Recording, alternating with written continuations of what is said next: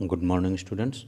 आज हम लोग इस वीडियो में कक्षा 7 की हिंदी बाल महाभारत के 35वें पाठ भूरिश्रवा, जयद्रथ और आचार्य द्रोण का अंत किस प्रकार हुआ उसका अध्ययन करेंगे। लेकिन इसके पहले हम आपको बता दें कि यदि इस चैनल को अभी तक आपने सब्सक्राइब नहीं किया तो चैनल को सब्सक्राइब अवश्य कर लें, वीडियो को अधिक से अधिक लाइक और शेयर करें और हमें भी कमेंट करके ये ज़रूर बताएं कि ये वीडियो आपको कैसा लगा। तो आइए हम इस 35वें पाठ का अध्ययन करते हैं। देखिए, पिछले पार्ट में आपने पढ़ा था कि कर्ण और भीम में भयंकर युद्ध हो रहा था। कर्ण भीम को घायल कर चुका था बहुत बुरी तरह से। भीम बहुत ज़्यादा घायल थे, लेकिन फिर भी कर्ण ने माता कुंती को वचन दिया था कि वह अर्जुन के अतिरिक्त 4 पांडवों का वध नहीं करेगा, तो इसलिए उसने भीम का वध नहीं किया। और उधर अर्जुन जो था वह सिंधुराज जयद्रथ के साथ युद्ध कर रहा था और उसका वध करने के मौके की तलाश में था। इतने में भूरिश्रवा ने सात्विक को ऊपर उठा लिया और जमीन पर जोर से पटका। कौरव सेना जोरों से कोलाहल कर उठी। सात्विक मारा गया। अर्जुन ने देखा कि मैदान में मृत से पड़े सात्विक को भूरिश्रवा घसीट रहा है। यह देखकर अर्जुन भारी असमंजस में पड़ गया और उसने कुछ देखा नहीं और न ही उसके कुछ सूझा। उसने कृष्ण से कहा कि कृष्ण, भूरिश्रवा मुझसे लड़ नहीं रहा है, दूसरे के साथ लड़ने वाले पर बाण कैसे चलाऊं। अर्जुन इस प्रकार श्री कृष्ण से बातें कर ही रहा था कि इतने में जयद्रथ द्वारा छोड़े गए बाणों के समूह आकाश में छा गए। इस पर अर्जुन ने बातें करते ही करते जयद्रथ पर बाणों की बौछार करना शुरू कर दिया। ज्यों ही अर्जुन ने सात्विक की ओर मुड़कर देखा तो देखा कि सात्विक जमीन पर पड़ा हुआ था और भूरिश्रवा उसके शरीर को एक पांव से दबाकर और दाहिने हाथ में तलवार लेकर उस पर वार करने को तैयार ही था। उद्यत माने तैयार ही था कि यह देखकर अर्जुन से नहीं रहा गया। उसने उसी क्षण भूरिश्रवा पर तान कर बाण चलाया और बाण चलाते ही भूरिश्रवा का दाहिना हाथ कटकर दूर जा गिरा। अपना हाथ कट जाने पर जब भूरिश्रवा ने कृष्ण की निंदा की तो अर्जुन ने वृद्ध भूरिश्रवा से कहा, तुमने मेरे प्रिय मित्र सात्विक का वध करने की कोशिश की है, और वह भी उस समय जबकि वह घायल और अचेत सा होकर जमीन पर निःशस्त्र पड़ा हुआ था। उस अवस्था में तुमने उसे तलवार से मारना चाहा, जिसके हथियार टूट चुके थे, कवच नष्ट हो चुका था और जो इतना थका हुआ था कि जिसके लिए खड़ा रहना भी दूभर था। ऐसे मेरे कोमल बालक अभिमन्यु का वध करने पर तुम सभी लोगों ने विजय उत्सव मनाया था। तुम ही बताओ कि ऐसा करना किस धर्म के अनुसार उचित था। अर्जुन के इस प्रकार मुंहतोड़ जवाब देने पर भूरिश्रवा युद्ध के मैदान में सरों को फैलाकर और आसन जमाकर बैठ गया। उसने वहीं आमरण अनशन शुरू कर दिया।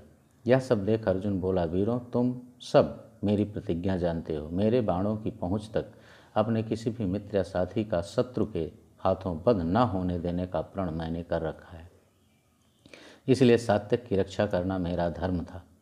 अर्जुन की ये बातें सुनकर भूरिश्रवा ने भी शांति से सिर नवाया और जमीन पर टेक दिया। इन बातों में कोई 2 घड़ी का समय बीत गया था। सब लोगों ने मना करते हुए भी सात्विक ने भूरिश्रवा का सिर धड़ से अलग कर दिया। सात्विक के कार्य को सबने निकृष्ट कहकर धिक्कारा। लड़ाई के मैदान में जिस ढंग से भूरिश्रवा का वध हुआ था उसे किसी ने भी उचित नहीं माना। कौरव सेना को तितर बितर करता हुआ अर्जुन जयद्रथ के पास आखिर में पहुंच ही गया, परंतु जयद्रथ भी कोई साधारण वीर नहीं था। वह भी एक प्रसिद्ध योद्धा था। उसने डटकर अर्जुन से मुकाबला किया। उसे हराना अर्जुन के लिए भी सुगम नहीं था। थोड़ी देर तक युद्ध होता रहा। दोनों पक्षों के वीर सूर्य की ओर बार बार देखने लगे। धीरे धीरे पश्चिम में लालिमा छाने लगी और सूर्यास्त का समय भी नज़दीक आने लगा, परंतु जयद्रथ और अर्जुन का युद्ध समाप्त होने का लक्षण नहीं दिखाई दे रहा था।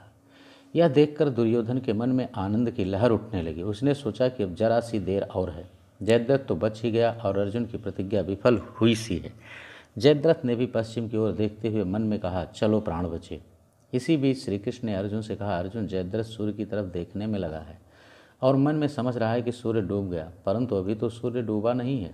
अपनी प्रतिज्ञा पूरी करने का तुम्हारे लिए यही अवसर है। श्री कृष्ण के ये वचन सुनकर अर्जुन के कान सावधान हो गए और अर्जुन के गांडीव से एक तेज बाण छूटा और जयद्रथ के सिर को उड़ा ले गया। श्री कृष्ण ने समय पर ही एक चेतावनी अर्जुन को और दी कि जयद्रथ के सिर को जमीन पर मत गिरने देना। अर्जुन ने ऐसा ही किया। जयद्रथ के पिता राजा वृद्धछत्र अपने आश्रम में बैठे संध्या वंदन कर रहे थे कि इतने में जयद्रथ का सिर ध्यानमग्न राजा की गोद में जा गिरा। ध्यान समाप्त होने पर जब वृद्धछत्र की आंखें खुली और वह उठे तो जयद्रथ का सिर उनकी गोद से जमीन पर गिर पड़ा और उसी क्षण बूढ़े वृद्धछत्र के सिर के भी 100 टुकड़े हो गए। जब युधिष्ठिर ने जान लिया कि अर्जुन के हाथों जयद्रथ का वध हो गया है तो उन सबके आनंद की सीमा न रही। इसके बाद तो युधिष्ठिर दूने उत्साह के साथ सारी पांडव सेना को लेकर आचार्य द्रोण पर टूट पड़े। 14वें दिन का युद्ध केवल सूर्यास्त तक ही नहीं हुआ बल्कि रात को भी होता रहा। घटोत्कच भीमसेन का हिडिंबा का पुत्र था, यानी घटोत्कच जो था वो भीमसेन और हिडिंबा से उत्पन्न हुआ पुत्र था भीम का। कर्ण और घटोत्कच में उस रात बहुत भयंकर युद्ध हुआ। घटोत्कच ने कर्ण को भी इतनी अधिक पीड़ा पहुंचाई कि वह आपे से बाहर हो गया और इंद्र की दी हुई शक्ति का, जिसे उसने अर्जुन के वध के लिए रखा हुआ था, घटोत्कच पर उसका प्रयोग कर दिया। इससे अर्जुन का संकट तो टल गया, परंतु भीमसेन का प्रिय एवं वीर पुत्र घटोत्कच मारा गया। पांडवों के दुख की सीमा न रही।